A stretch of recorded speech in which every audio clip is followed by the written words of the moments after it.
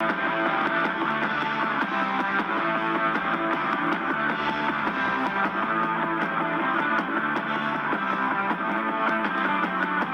funny.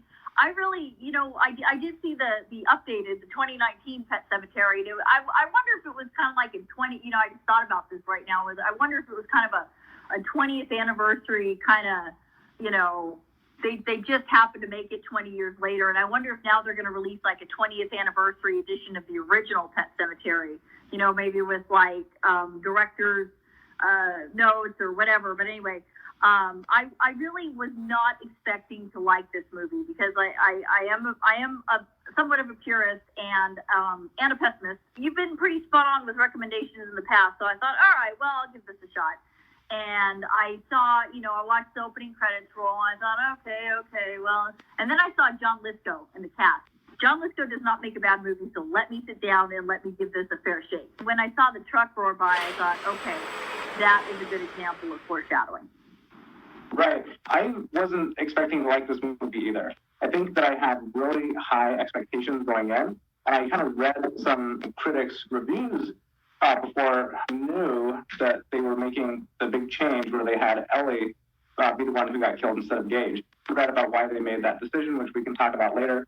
But that is such a twist on the story that I had really, really low expectations going in. But I thought that the way they handled it was really, really good. Because every time I watched the original Pet Cemetery, I hope and pray that Lewis is going to be able to catch up with Gage and pull him out of the road, which I don't know if you remember the introduction to the book where Stephen King says that this whole thing started because he had that exact same experience with his boy. He pulled him out of the road just in time. And he thought, what if I hadn't caught up with him? And that's how this whole thing started. So I thought that was a really good callback to the story's origins. And it was a really good homage to the original movie where Gage was finally able to be saved. But unfortunately, Ellie had to take his place. Yeah. And that was originally one of the reasons why I didn't want to see the movie was because they had swapped Ellie and Gage's demise, if you will. And so when I read that it was going to be Ellie who gets it instead of Gage, I was like, no, But when you actually told me you had watched it and you said, well, it would be a pretty good standalone movie, I was like, let me give this a chance, especially with what they can do with computer-generated... Yeah, everything they can do. I thought, well, okay, let's check it out. So I saw the scene with the truck and then the family, and they look like a real nice, down-home, all-American, whatever. I mean, the creep factor is off the charts in this movie. That I will say. The first thing they come off with is, here comes the procession with all the kids and the masks. And I remember my first thought was, what the children of the corn? I wasn't expecting the whole procession of the kids with the masks and the dog and the wheelbarrow. I haven't gotten a chance to reread the book yet, but I did not necessarily remember that. I think that was a new spin on things. Yeah, it really was. That scene was not in the movie, and they didn't include it in the book either. But they did talk about how the cemetery had kind of a pagan feel as opposed to a Christian feel that a cemetery typically has. That was the whole thing about the masks. I wish they would have gone into a little more detail about all the kids were wearing them and why some of them were on the gravestones and stuff like that, but they didn't. And I was a little bit disappointed in that. What did you think of the scene where Rachel's sister has meningitis? How do you think they handled that scene? I thought that those scenes in the original were really, really creepy. When I was reading the book, I remember thinking to myself, I wish they had done more with it in the movie. Mm-hmm. I don't know what I was expecting, and I don't know what that would have looked like, but I remember thinking, I wish they would touch on that more in the movie. And there was a lot of scenes that I wish they would have done more with. I thought they did a really good job with the special effects, and that was very striking to me in the book. And when I watched that scene, I felt like I was actually watching those scenes from the book unfold in front of my eyes. So I was actually really impressed with those scenes. One of the things that I think really stood out to me was that there's a scene where she gets out of bed and she runs to the camera, which is up near the ceiling of the room, and she runs to the camera and yells, which I think kind of made me feel like I was imagining it the way Rachel was imagining it. When you remember past events, you kind of remember them differently than Yeah. they actually happen. And there's no way that Zelda would have been able to climb out of bed and run halfway across the room. But it puts a really big creep factor on the whole thing with the way she runs, the way she moves. I think the way that they did it made me feel like I was experiencing it the way Rachel was experiencing it. I agree. And, I'm wondering if the directors kind of pay a little homage to The Exorcist. The way Zelda was and the way bones were popping out, that was part of what made the whole scene so creepy. If you think of movies like The Ring and anything else where there's like the jerky, movement. I did notice they took some liberties when Ellie meets Judd.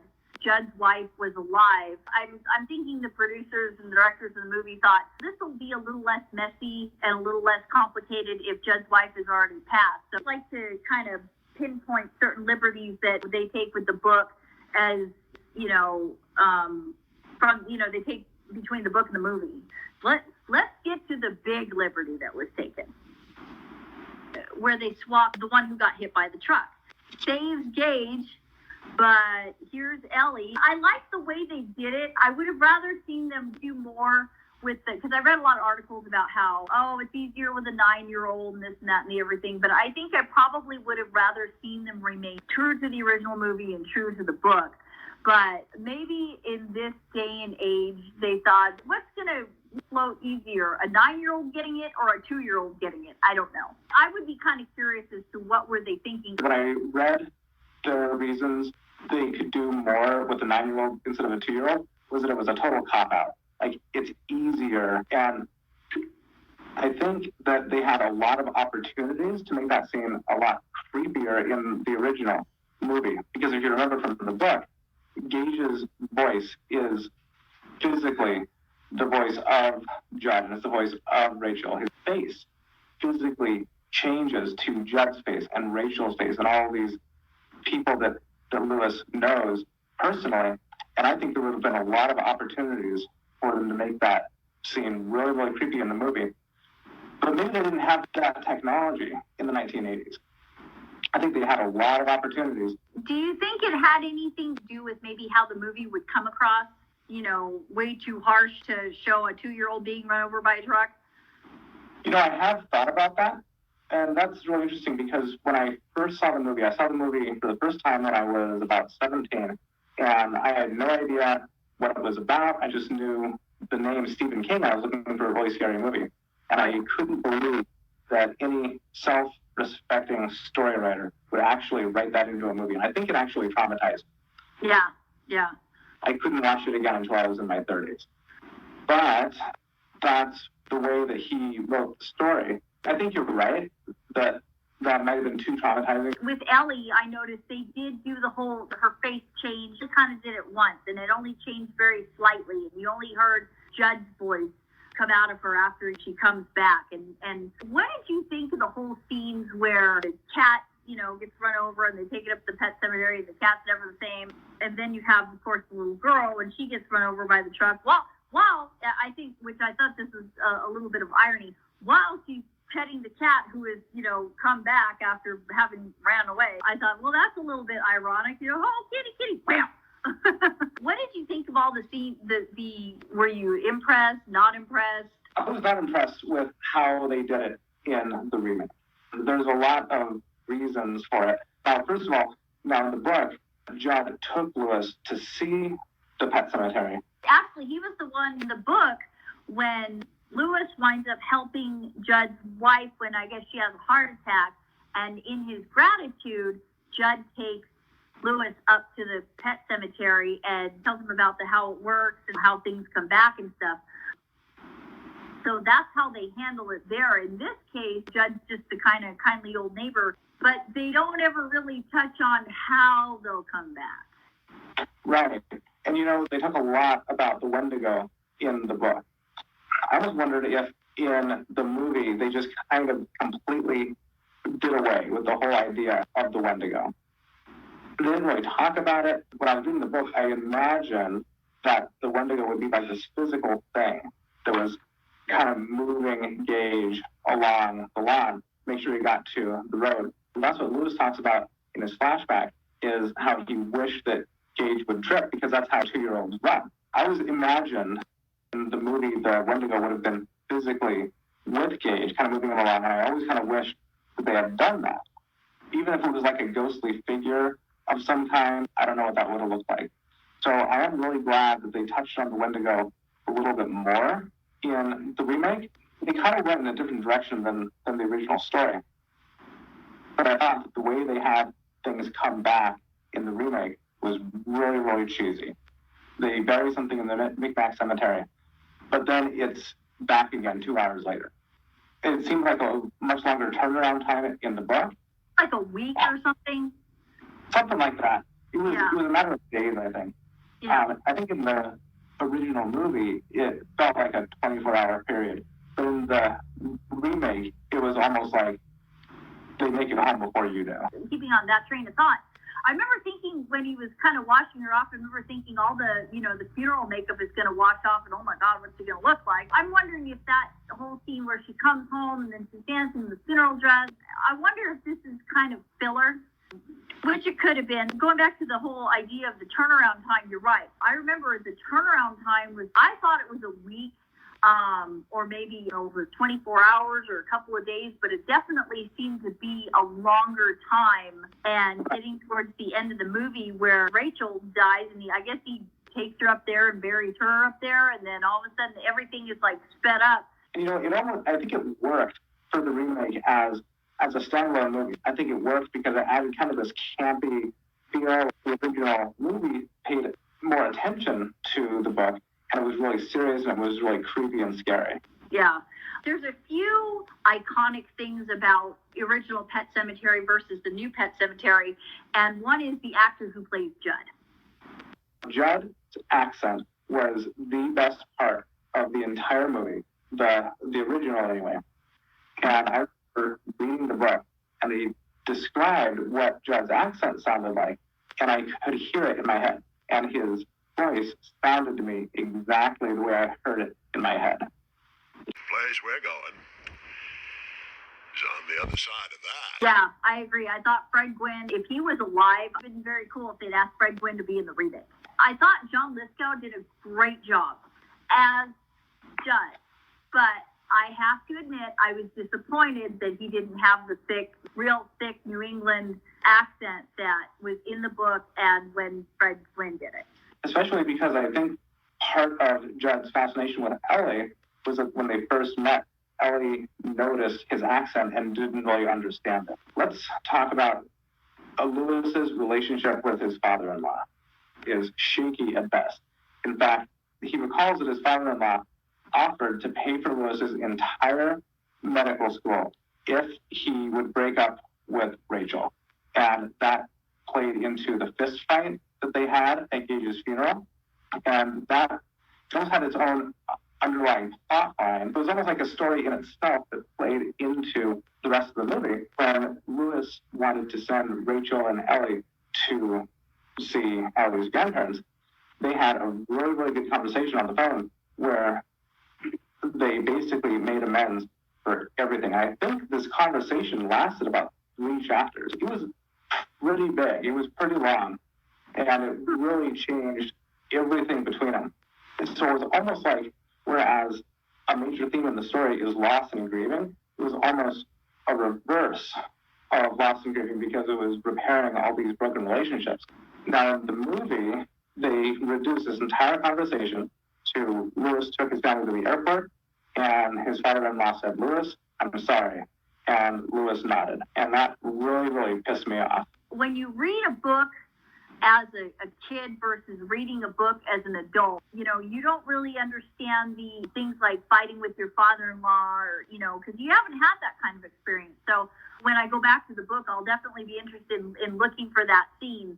And that'll make a lot more sense to me because in the 2019 movie, it looked like he didn't have much of a relationship with his in-laws at all. That's like another liberty that was taken that I can totally see your point. And to that end, I almost think that the movie would have done better as a miniseries.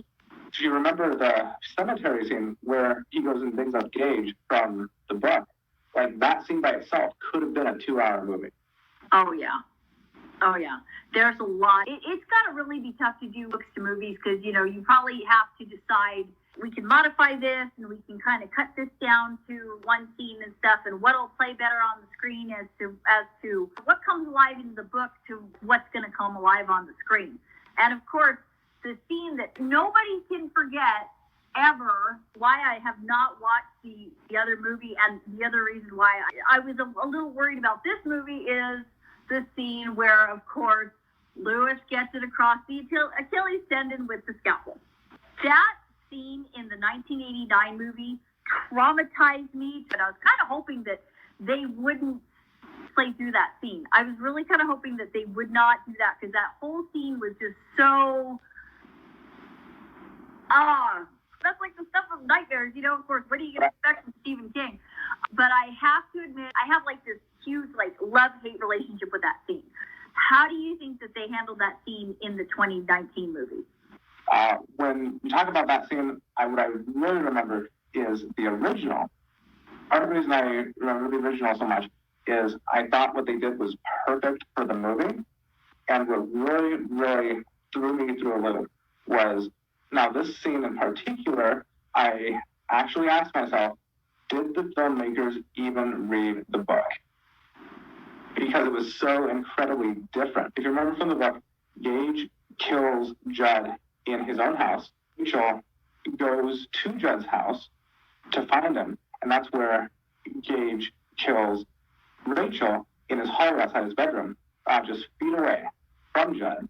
And then Lewis goes to Judd's house and finds both Judd and Rachel with Gage. That's the way it played out in the book. Now in the movie, Gage kills Judd in his own house and then goes back to his house where he kills Rachel, and Lewis goes to his house and Rachel falls from the ceiling, having been hanged with a noose, and they completely butchered the whole thing. Like, the book was written so incredibly well that they could have done blocking just from the book.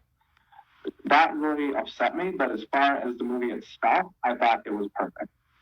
That whole, from the book versus standalone thing? Yeah, that scene was perfect for the movie, but in relating the book to the movie, they completely butchered it. I just remembered how gory, I would think that a lot of people would have that same reaction. In the 2019 movie, they took that scene kind of like sticking to the letter of the law, but violating the whole purpose of it. They took the scene and they like a gory jump scare. I looked up at the wrong moment. I was like, oh God, no, I don't want to see that again. I don't think they had to make that scene as gory as they did. I would have actually preferred if they'd done something like cut away. If I was directing the movie, you'd see their editing the movie, you'd see the scalpel come and it would just, cut away to something else. I think that the not seeing the whole slice across the Achilles tendon would have made it a far better psychological trauma than actually seeing it on the screen and getting grossed out and freaked out for the rest of your life. Interesting, kind of like an Alfred Hitchcock type thing. Yes. I want to talk about Timmy Baterman. I know you had a very strong opinion about that. I know folks would probably want to hear it, including me. Now, I want to ask you, what did you think about the Timmy Baterman scene in the original, and how did you feel? Well, they completely took it out of the remake, and how did you feel about that? I think it would have been good had they had the scene in there.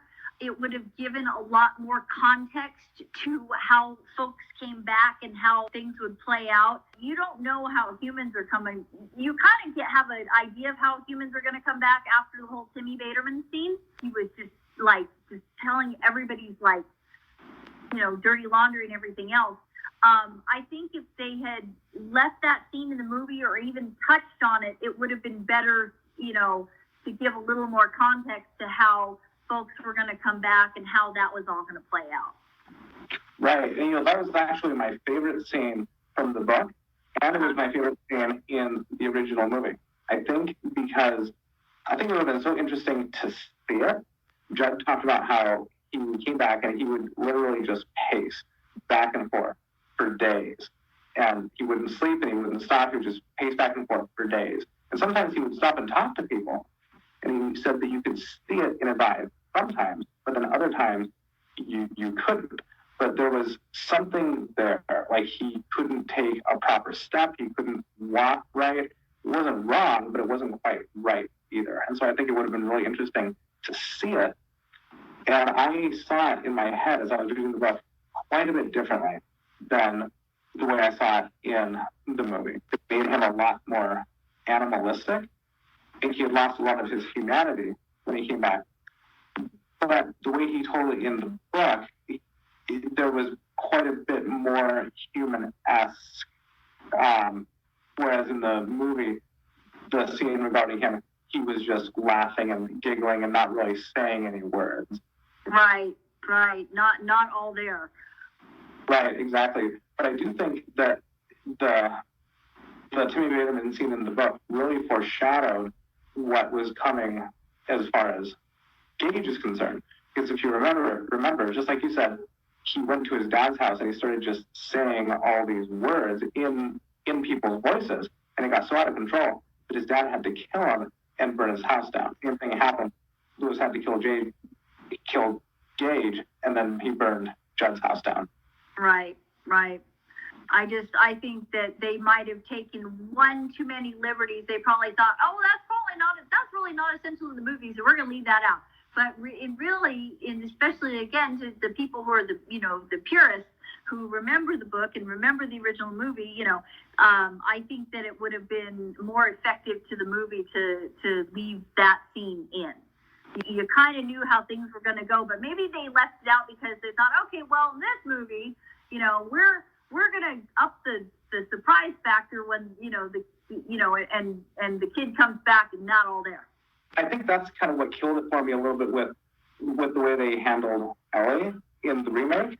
I think they could have really nailed it. And she said, "I'm dead, aren't I?" That really killed it for me. She was still self-aware. Like there was still humanity in there. She knew that she was dead and she shouldn't have been. Whereas when Gage came back in the original movie, there was zero humanity. He was literally just saying words and trying to stir up trouble and killing people and eating people, and there was zero humanity there. Yeah, I would absolutely agree. And I'm wondering if they stuck that in because a 9-year-old is going to be much more self-aware than a 2-year-old. So they felt like they had to say, okay, well, she's probably going to be asking questions about her state of being alive, I guess. And I know that kind of killed it for me too, because I thought the whole idea was they don't know they're dead, but they've just kind of become something else, So I think that was probably a little bit too much reality. I think if they ever remade that movie, I think I would take that whole scene and do it a lot differently. I would actually probably keep the whole scene with the 2-year-old, because keep the movie as true to the book as possible. If they ever remake it again, that's what I'd like to see. Right, exactly. I think you're on to something there as far as a 2-year-old would just be a 2-year-old, and that's why there is no humanity versus that Ellie is a 9-year-old.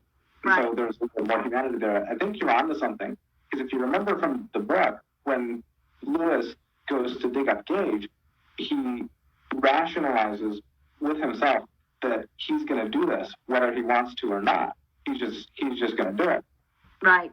So I almost wonder if the Wendigo was in him, but because he was still fully alive, he was unable to take as much control as it wanted to. So it took as much as it could to get him to dig up Gage, or in the remake's version, Ellie, so that it could take more control over a corpse than it could over a living person. I think that's definitely a point to ponder. Okay, so between the book and the remake and the movie, which one is your favorite? I got to go with the book. I would say as between the three, I have to go with the book.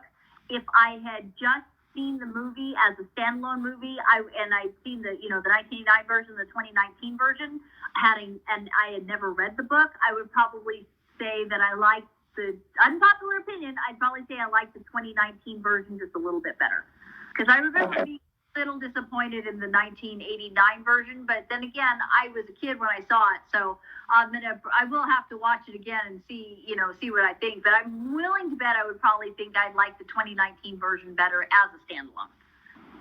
I think I agree. I definitely like the book as the best media. I definitely like the book as the best media. I like the original as a movie to book better than the remake, but as a standalone movie, I definitely like the remake a lot better. Yep. I think I have to be in agreement with you.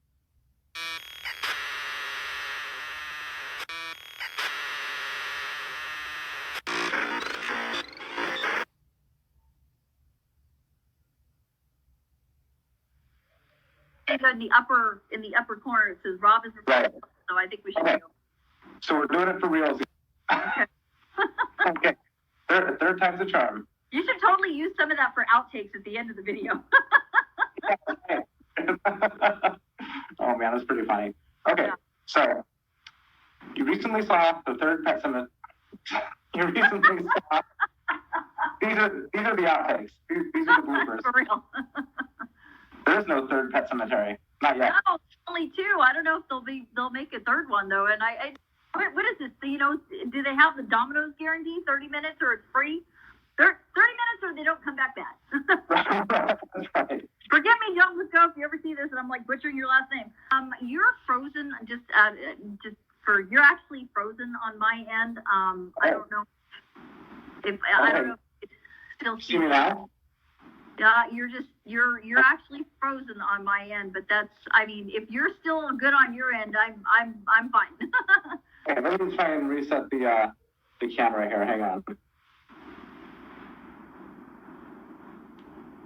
Okay. Can you see me now? I can see you now. Yeah.